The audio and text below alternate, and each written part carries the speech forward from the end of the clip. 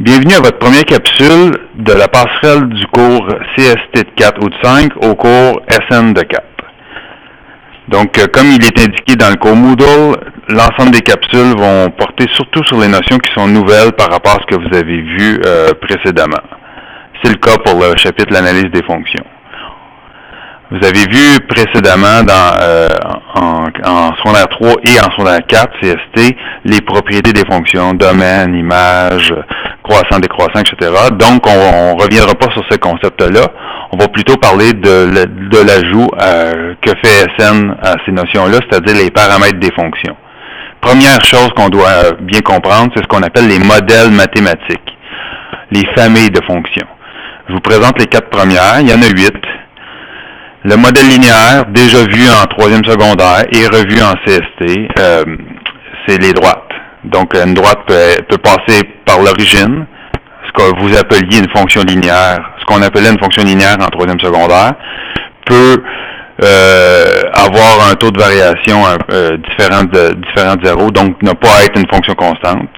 C'est ce qu'on appelle une fonction affine quand elle passe pas par l'origine, ou bien être une fonction constante, peu importe, on appelle ça une droite, donc ça rentre dans la catégorie du modèle linéaire. En dessous, vous voyez l'équation de la forme la plus simple du modèle. F de x égale x, c'est le plus simple qu'on pouvait avoir. Évidemment, quand on va apporter des modifications à ça pour voir d'autres styles de droite. Mais comme ça a déjà été vu, on ne va pas vraiment mettre l'emphase sur la droite. Le deuxième modèle de variation inverse a déjà été vu en 3e secondaire. Si on fait abstraction des cadrans 2, 3 et 4, comme je vais faire à l'instant, vous allez reconnaître la fonction de variation inverse vue en 3e secondaire. Souvent, on voyait ça dans des équations du type y égale 24 divisé par x, etc. Donc là, on peut comprendre aussi que x peut prendre des valeurs négatives. En 3e secondaire, tout était vu dans des contextes de la vie courante. Si on on admet que x peut prendre des valeurs négatives, c'est normal qu'on ait plus que la courbe ait deux parties. Il y a une partie négative aussi. On va voir ces fonctions-là modifiées. La troisième fonction, modèle quadratique. Si on donne à x différentes valeurs, pour obtenir la valeur de la variable dépendante, il suffit de mettre x au carré. Si vous avez vu, dépendamment à quel moment vous visionnez cette capsule, il se pourrait qu'en CST, vous ayez vu déjà la fonction quadratique centrée à l'origine.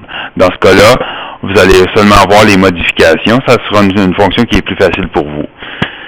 Cette fonction-là va être étudiée entièrement en SN de 4 dans la 3e section du cours. Là, pour l'instant, elle n'est pas en vedette particulière. C'est une fonction comme une autre. Le but, c'est de voir comment est-ce qu'on peut appliquer des modifications aux fonctions. Je passe au 4e de cette page, le modèle de valeur absolue. Valeur absolue, vous voyez qu'il y a un symbole différent de f de x égale x entre deux barres verticales. Ces deux barres verticales-là veulent dire valeur absolue, c'est-à-dire que on va prendre le nombre, on va prendre seulement la valeur positive du nombre. Alors, si le nombre est positif, on va prendre le nombre. Exemple, si je prends la valeur absolue de 3,7, ça donne 3,7 parce qu'il est positif. Par contre, si le nombre est négatif, on ne va pas prendre le signe négatif. Donc, la valeur absolue d'un nombre négatif, par exemple, moins 14, donne 14. C'est pour cette raison que le graphique est fait en forme de V. Parce que si x est positif, je renvoie la valeur absolue. Par contre, si x est négatif, je renvoie la valeur absolue, c'est-à-dire positif encore. Fait que finalement, peu importe qu'il soit négatif ou positif, je prends juste la valeur positive, ce qu'on appelle la valeur absolue. J'ai oublié de vous le dire, c'est dans le notez bien qu'on a ici. Quand on va faire des graphiques, on va souvent utiliser la couleur rouge pour indiquer la forme de base du modèle. Comme ça, ça va nous aider à comprendre, le modèle de base ressemble à ça.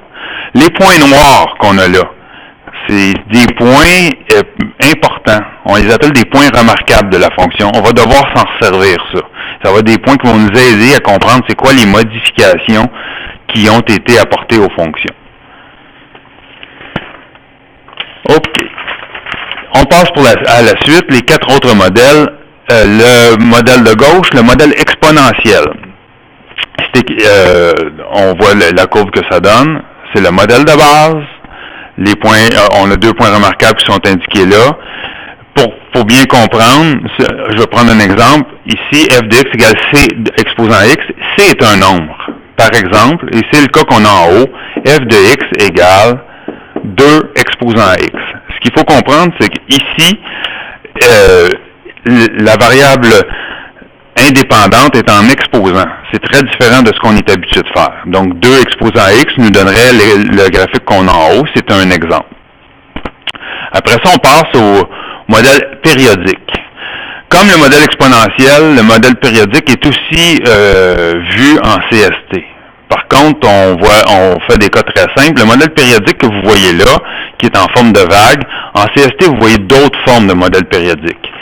Là, nous, en SN, on s'occupe seulement de ceux dont on est capable de trouver une règle, puis on est capable de travailler avec.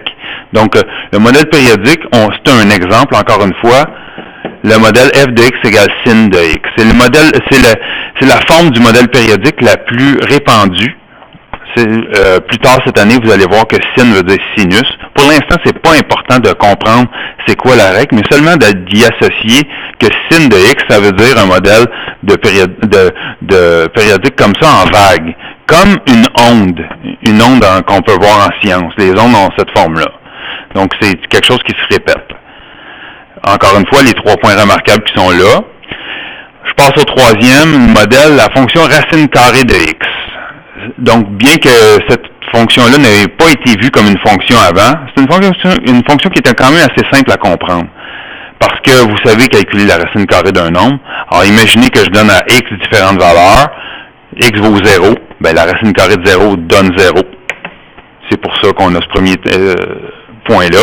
Ensuite de ça, si x vaut 1, ben, la racine carrée de 1 donne 1. C'est pour ça qu'on a ce deuxième point-là.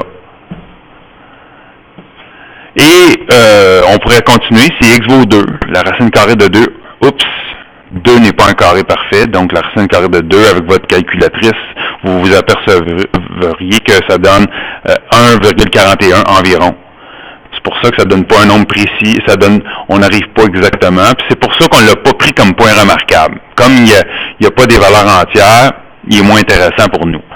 Le prochain qui aurait des valeurs entières, ben c'est la racine carrée de 4. C'est pour ça que 4, on l'a retenu comme étant un point remarquable. La racine carrée de 4 donne 2. C'est pour ça que ce point-là a été pris. Vous comprendrez qu'on pourrait aller chercher le prochain après, qui serait 9. La racine carrée de 9 donne 3, et ainsi de suite. Alors ça, c'est un modèle qu'on va voir. On va voir comment on peut modifier ça, cette courbe-là. Et le dernier modèle qu'on voit, encore une fois, ça a déjà été introduit en CST, c'est ce qu'on appelle le modèle en escalier, les fonctions escalier. La différence, c'est qu'en SN, on va voir des fonctions escalier qui ont ce qu'on appelle des marches, la largeur des marches, qui ont toutes la même largeur, et la hauteur entre deux marches, qu'on appelle la contre-marche, qui ont aussi la même largeur, la même hauteur. Donc, ça va nous permettre de trouver une règle plus simple, mais qu'on va modifier, donc qui va devenir un peu plus complexe que ce que vous voyez en CST.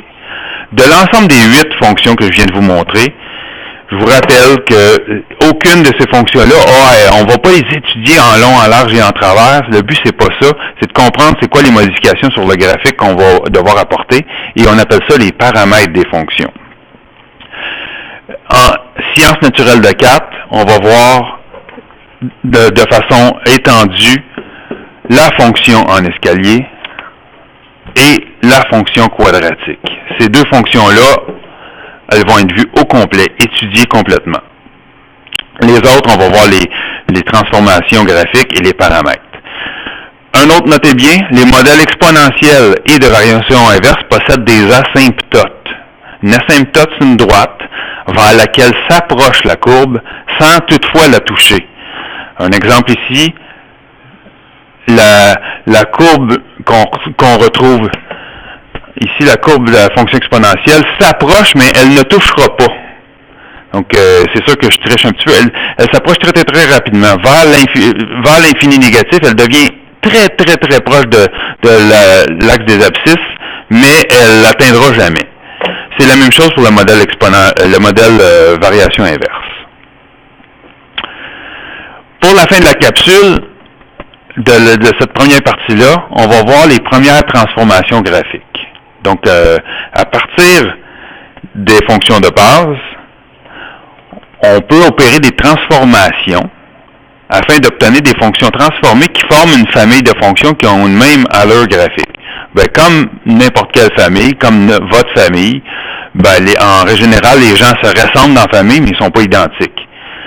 C'est ce qu'on appelle une famille. Donc, on voit très bien que la courbe rouge et la courbe bleue se ressemblent. C'est deux fonctions périodiques, c'est évident, mais elles ne sont pas pareilles. Elles ont subi des transformations.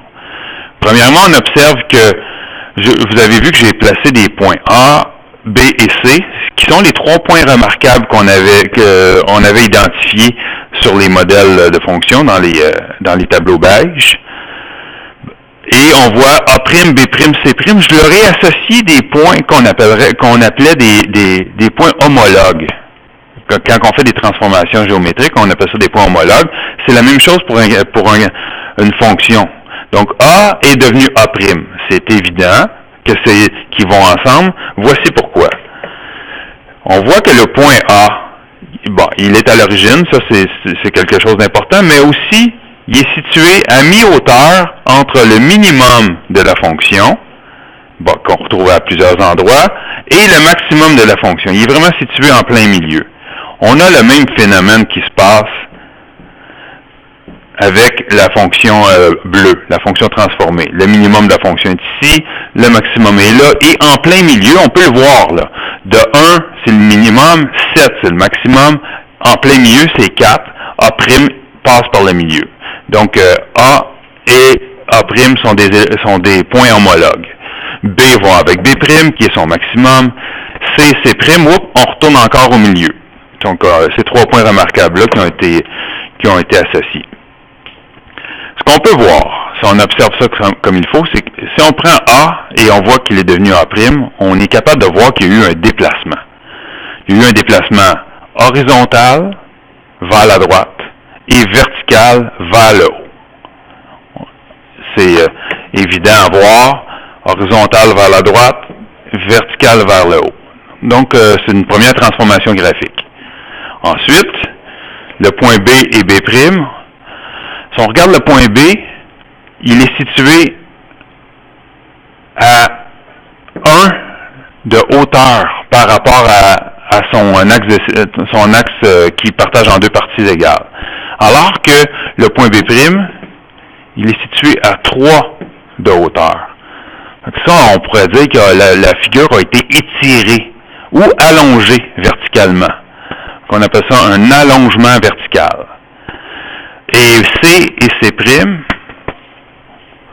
on va mettre l'accent sur C et C', on voit que cette fois-ci, C est situé à une distance d'environ 3, un petit peu plus que 3.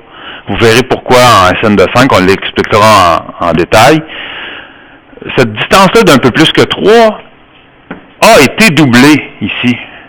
Donc cette distance-là est rendue plus grande. On peut aussi parler d'un allongement ou d'un étirement, mais cette fois-ci horizontal.